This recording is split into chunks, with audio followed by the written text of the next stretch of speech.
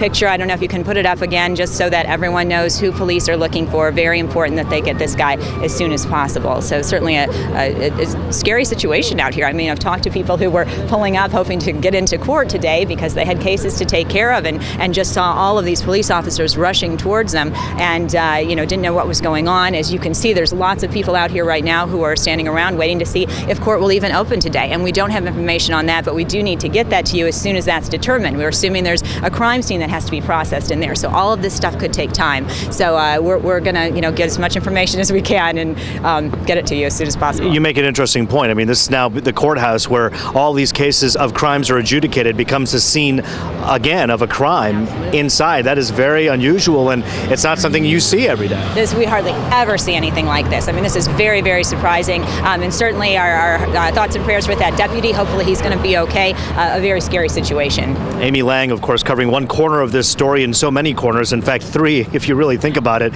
in terms of all the different spots where things are going on, the Tim Hortons, and then obviously you have Detroit Receiving Hospital, where a lot of prayers are going out for the sheriff's deputy, and then here where this all started, again, around 8:30 this morning. The picture you saw, that of a very dangerous man, one who's obviously very brazen, and who took and overpowered an officer behind us. We are on this all morning long and all day long. We'll bring you the latest throughout the day. Reporting live in Detroit, Roop Raj, Fox 2 News.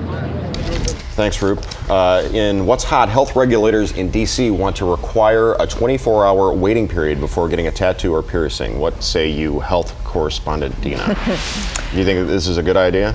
Yeah, I sure do. If the waiting period is adopted, it'll be one of the few places in the nation where you just can't walk into a tattoo parlor and walk out with body art.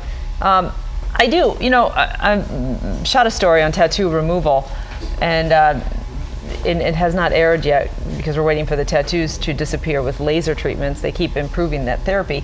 But the people who I interviewed there, they immediately regretted getting their tattoo. So had they had to wait just 24 hours, right, and getting rid of it is not easy. It's expensive and it can be kind of painful, although they say the technology is getting better. So. Yeah, good idea. I think people who want ink know years before they plan it out, so 24 hours is nothing for people who really are into it. Right, if it's a good permanent decision. Yeah. The ones that freak me out are the misspelled tattoos. I know. When I see those, I don't know, there's something about it. It's so cringe-inducing when you see somebody with a tattoo where a common word is misspelled. You're just like, why? Yeah. Or some people get different ethnicity symbols and they think it means one thing when it actually does not, right, because the makeup artist was messing with you. And a lot of people have these Chinese symbols that don't mean what they think they mean. Well, they don't even know it. You could go to Halloweekends and have them spray paint you. So That's easy. So you don't have the tattoo anymore. A nice temporary tattoo. Nothing wrong with that. That's the way to go. Or you could get some temporary makeup, which is what's happening right now on the other side of the studio. That is Michelle Flick. She is the producer of the 10 o'clock show. But she will transform this morning. I tell you, she will transform. Courtesy of that makeup artist right there. We'll see what that is all about. It's Halloween weekend She's at getting a Cedar wig Point. on even. We're talking about that and much more coming up. Scary.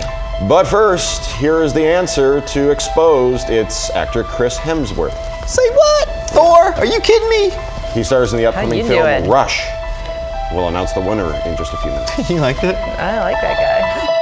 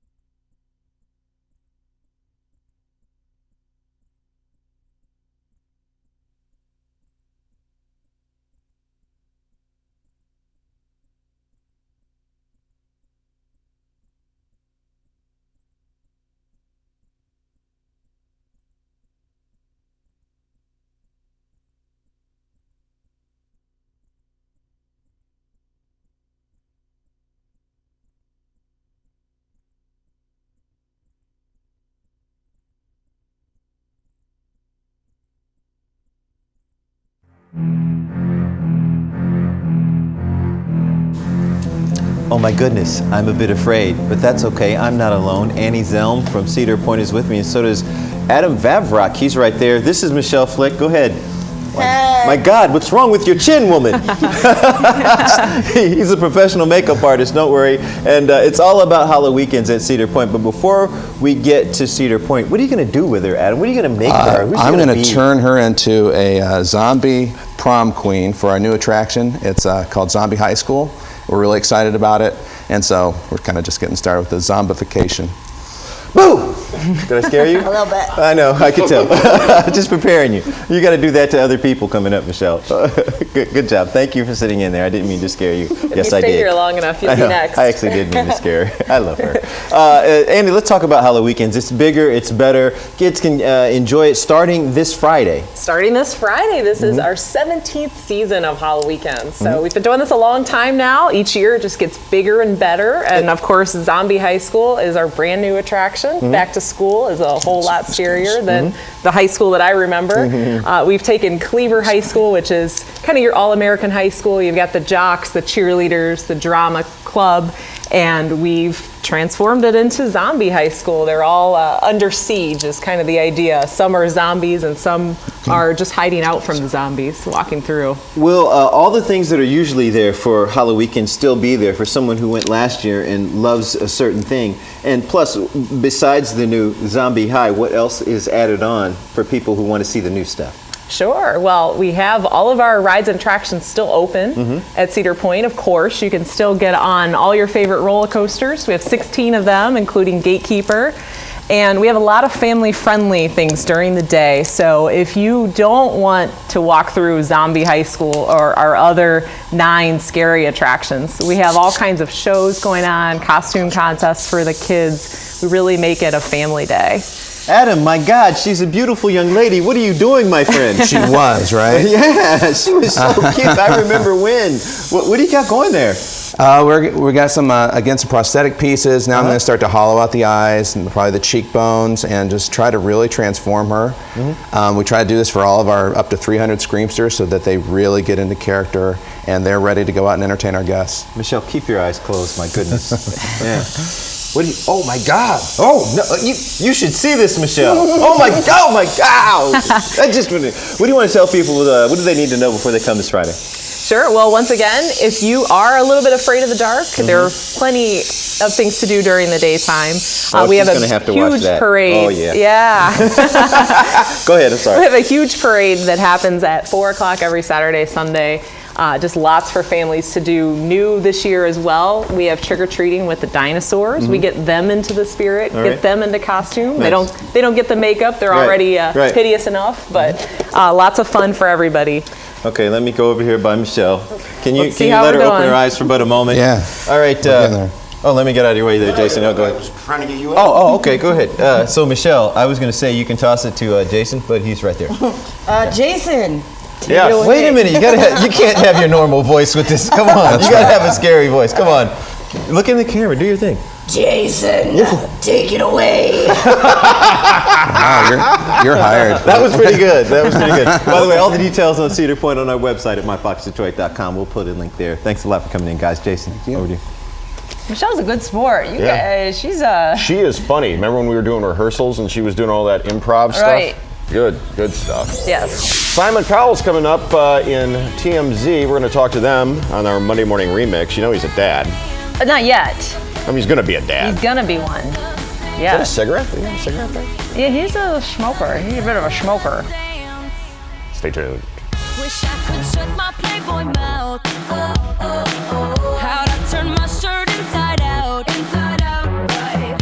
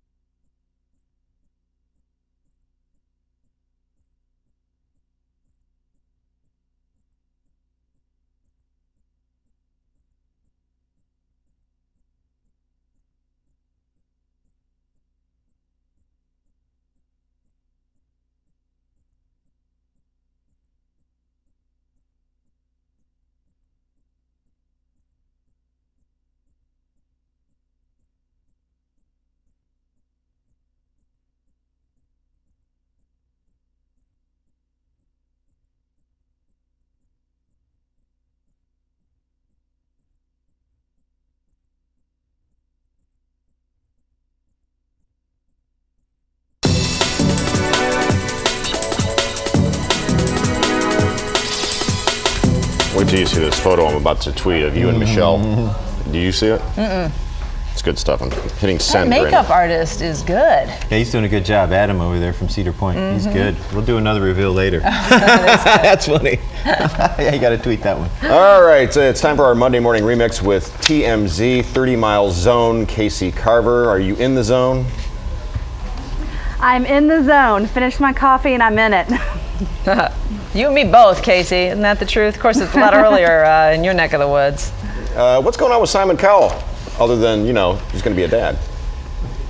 He is going to be a dad. We caught him out the other day and we asked him about becoming a dad and if he'd been shopping, and he said he didn't really know what to buy yet, but he knows that he will be a good dad. It'll be all natural. He's not going to sit down and read books and do all that stuff, but he says that he will be a good dad. And I agree. I think he will be a very good dad. I think that, you know, he's got a lot of love to give.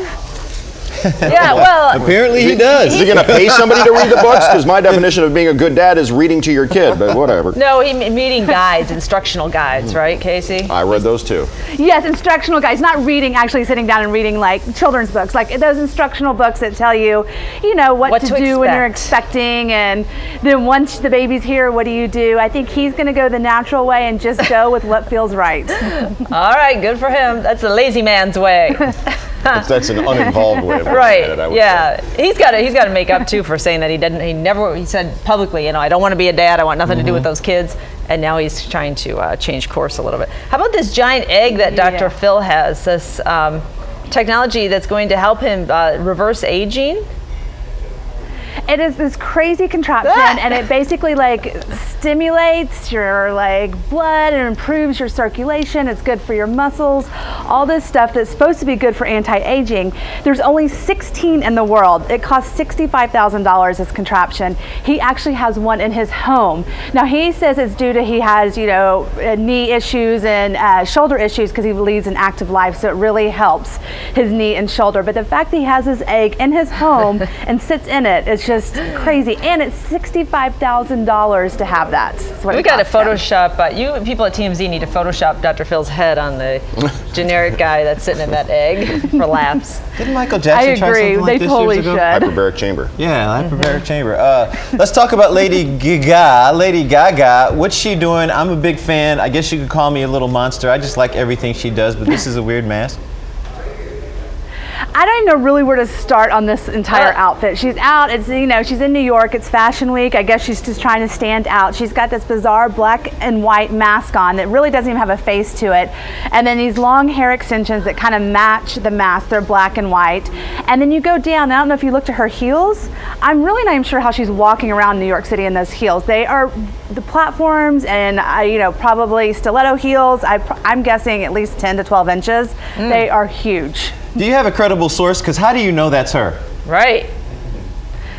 We know, I mean, it's Lady Gaga. It's what she does. And, you know, she's been out and she's very, you know, she'll tell you if it's her or not. Oh, so we okay. do have credible sources on that. And we know she's open about her costumes and things like that. And it's definitely, you know, got her written all over it. It looks like something she would do as well. You know what's weird to me about that, Casey, is that Lady Gaga can sing. She's talented. And so it's funny to me when someone who's got all that talent goes to all these, you know, shenanigans. She always, though, I mean, through her entire career, she had an egg, you know, she walked the red carpet inside an egg one time. She was carried down the red carpet. You know, she wears the meat suit where she wore all that raw meat. And just at the VMAs, her whole intro on that, she is all about, I think, a shock type of approach on things and attention getting. And, you know, you're right. She can sing, but I think it is she wants to have that whole artistic flair to herself and her performances. Thank you, Casey. I'm sorry we have breaking news. We got to let you go. See you next Monday. Thank you, guys. A prisoner has escaped from the Frank Murphy Hall of Justice downtown Detroit, and we have Rup Raj live on the scene with Benny Napoleon. Go. We are listening right now to Sheriff Napoleon, who's talking about a comb that was used and fastened into a weapon that then was used to stab this deputy. Let's listen in. And called for assistance, and that's when help arrived. So this guy was moving pretty quickly, obviously. How was he able to get out without being detected or stopped? Well, because he took part of the deputy's uniform. He had the keys. He obviously paid very close attention to how this whole process works. Once he overcame the deputy, who was alone, which is a normal process based upon our staffing levels, it's not unusual for the whole process is a process that occurs thousands of times a year. Benny, safe to say that a lot of procedures are going to be reviewed as this investigation continues? From what we know at this point, it appears that the procedures, for the most part, were proper. I have a concern about this comb that the inmate had, but as far as the actual following the procedures, he was handcuffed at a time when he would have normally been handcuffed to be put into a cell, and that's when he overpowered the deputy. One of the things that might help prevent that is that the deputy does not have to do this alone, but that's a staffing issue. When the deputy was overpowered like this, you have a situation where how much time passed when this guy was overpowered, and then all of a sudden this guy gets to change into his clothes, grab the keys, and go. Matter of minutes. I mean, it was very quick. We're in the process of looking. No, the deputy was. Well, let me answer Roop first. It was very quick. He overpowered the deputy, took his clothing, got on the elevator, and escaped. Probably within a very short few minutes. And the deputy was laying on the floor the whole time? The deputy was incapacitated.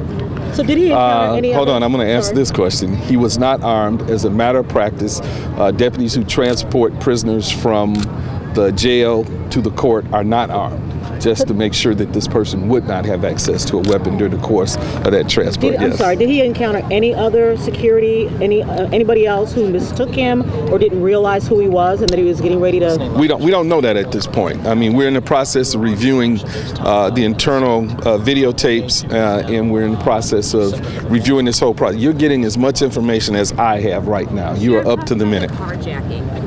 A woman, a man, were they taken? I don't know that DPD is handling that part. That's part of what DPD does. Chief Craig and I have had a conversation. He has a deputy chief who's here on site, and we're both coordinating our investigations together. Where's this holding area in that building? It's on the 7th floor. All of this occurred on the 7th floor. And Sheriff, how long have you been out here to assess the situation and kind of look into it? I've been dealing with it since about shortly after 8 o'clock. And I've been here about a half hour. When exactly did it take place? This happened shortly after 8 o'clock. Around 8, somewhere between 8:15 and 8:30. That's Sheriff Benny Napoleon talking to us live right now. We're in the process of searching the building now. That search is almost complete.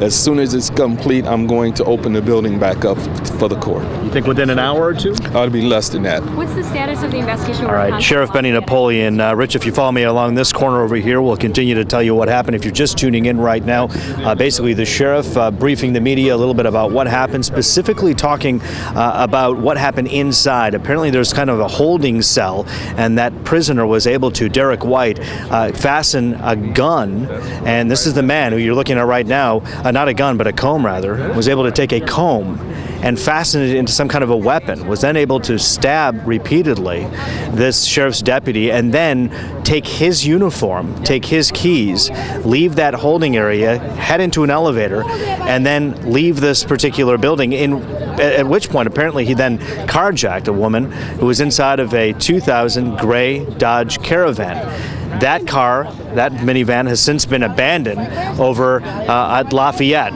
And so now you have a situation where this man is still on the loose. If you see this guy's picture, you can tell obviously how dangerous he is doing what he did inside of that courtroom. The good news here, that sheriff's deputy is expected to be all right. The woman who was carjacked is also all right.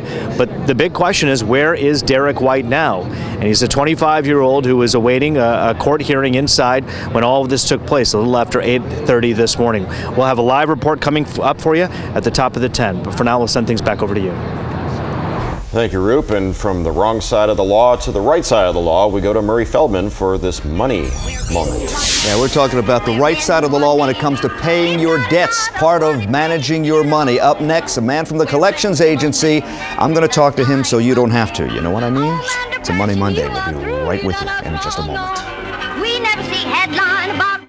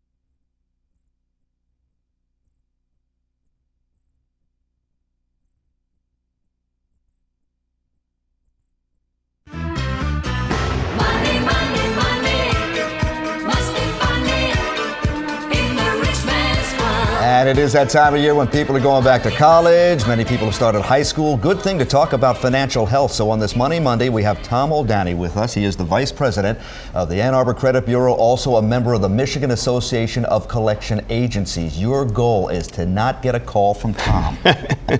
And if you have young people who are in school right now, you'll be able to tell them to watch this. This whole segment will be at myfoxdetroit.com by tonight when they get home from their classes. What's the most important things that young people should know as they leave the house?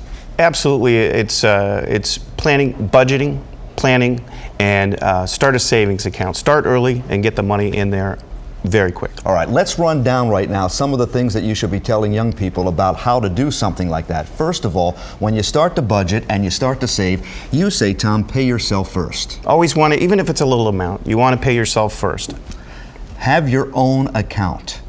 Have a separate account for you. Absolutely, allows you to be able to keep it separate from the other accounts as far as that's concerned. And that becomes your savings, that becomes your emergency savings account, that becomes for the your rainy regular, day. The rainy day account. And don't forget about employer 401k plans. This is very important. A great option for you to be able to continue that savings and help it build. So those are the things that young people should be thinking of, especially when they get out of school, get out of college, get that first job. Credit cards. A lot of people fall into problems, Tom, with credit cards, but credit cards are important. You can't get by today without really having one. That's right. Particularly these days, the colleges are really, college kids are getting lots of mailers and lots of opportunities for credit.